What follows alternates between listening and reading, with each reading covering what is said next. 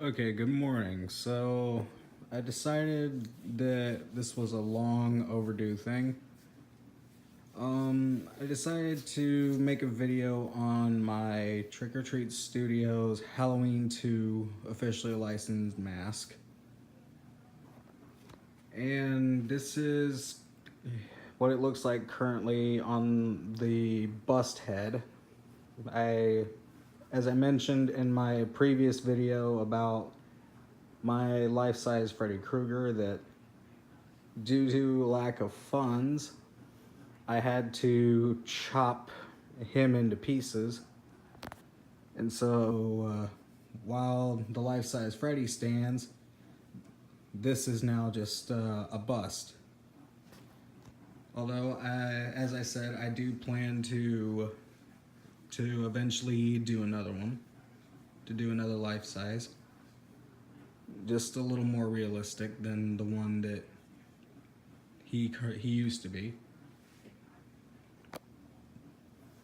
And what I mean by that is, when I say life size, I mean the actual height of Dick Warlock of about 5'8.5", because when I first did the original life size, he stood at 6 feet tall, and I'm sorry, but Dick Warlock is not 6 feet tall.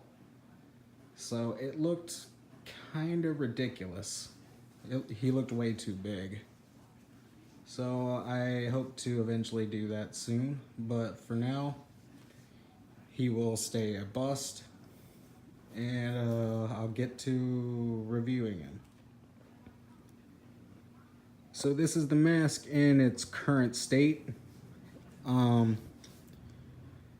I got this a few years ago and decided to try my hand at painting, because I've never really been good at painting, but I wanted to test something out. And so after looking at as many reference photos as I could, I painted this mask to look as close to the movie as I could possibly do it with the skill level with paint that I have.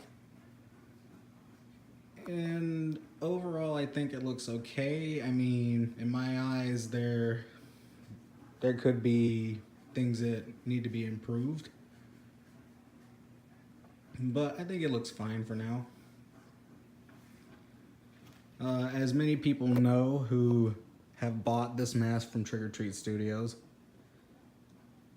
this mask really sparked a lot of controversy when it first was released.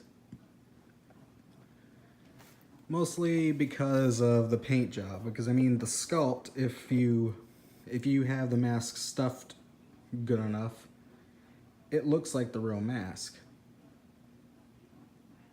Except the paint was a little heavy-handed, which is not any fault of the people at Trick or Treat Studios, because a lot of people don't realize that when you mass produce a mask, you can't make it look exactly like the prototype every single time if you want to fulfill all the orders, because a lot of people placed orders for this. And so you have to remember that with an assembly line of people working on these masks, they're not going to be able to painstakingly put every splotch of dirt, every drop of paint, every flaked off piece of white paint on the neck, and get them out in time. Otherwise, these masks would take forever to hit the shelves. So they made do with what they could, and honestly, without the paint, without the repaint, I thought it looked okay. I didn't think it was horrible. I didn't think it was worth bitching up a storm about, like so many people did. Because this mask, like I said, after looking at several reference photos, knew of the mask at the time, during '81 and through the years, I was able to come up with a paint job that I thought was good enough. The hair was another problem. Some people thought it was too bushy. but with a little bit of hair gel and some water, you can really make it look a little bit better. I mean, it's not perfect, but it looks a lot better than it did when I got it. And I'm not striving for perfection, because otherwise I'd drive myself crazy with this thing and probably would have ruined it from trying to paint it so much. So I just stuck with something that looked good to me, and that's that. But as you can see, it actually has eyes in it because it's on an actual mannequin head with real glass eyes in it.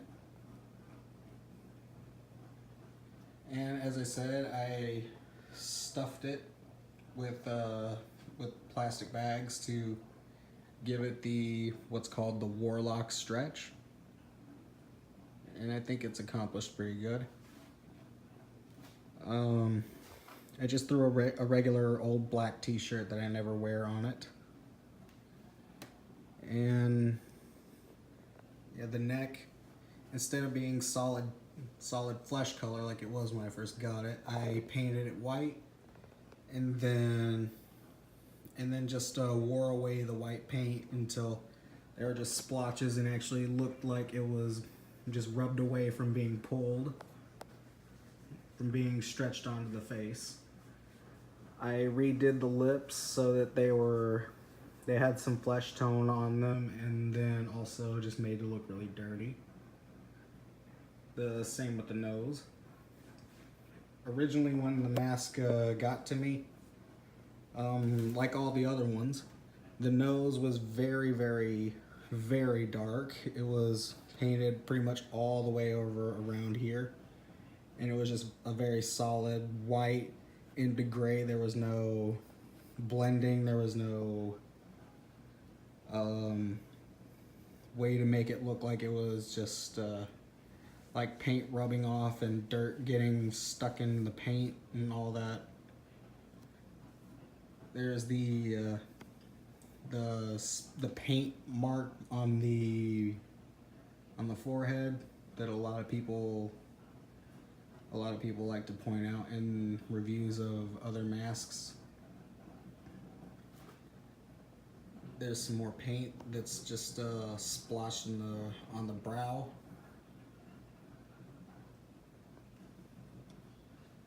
And yeah, like I said, the hair is just some spray paint, water, and some hair gel. And that's all it took to do this. Fasten the mask in the back in the way Dick Warlock wore it. And I think it looks okay. I redid the pinhole on the side of the neck, and also put the little black ring that's noticeable in a lot of shots. I wore away some of the paint on the ears and did some more blending and mixing of paint and trying to make it look as dirty and disgusting like the original as possible. I had to open up the eyes a little bit because they were just too... Once I got it the way I wanted it and I had it stuffed the way I wanted, the eyes just looked way too squinty. So I had to open them up so that they look more like how they do in the movie. And that's basically it. There's nothing really all too much to say about this. Just a simple Trick or Treat Studios Halloween 2 mask with a little bit of paint work and a little bit of work done on the hair, and it looks a lot better than it did. I can honestly say that. I don't think the original look was horrible, but I don't think it was screen accurate. This isn't screen accurate either. I'm big enough to say that. I think it does the job for what it is, because I don't see the need in spending $600 on a mask, on a latex mask, just so even if I baby it and pamper it for until the end of time, eventually it'll rot away, and that's $600 that rotted away.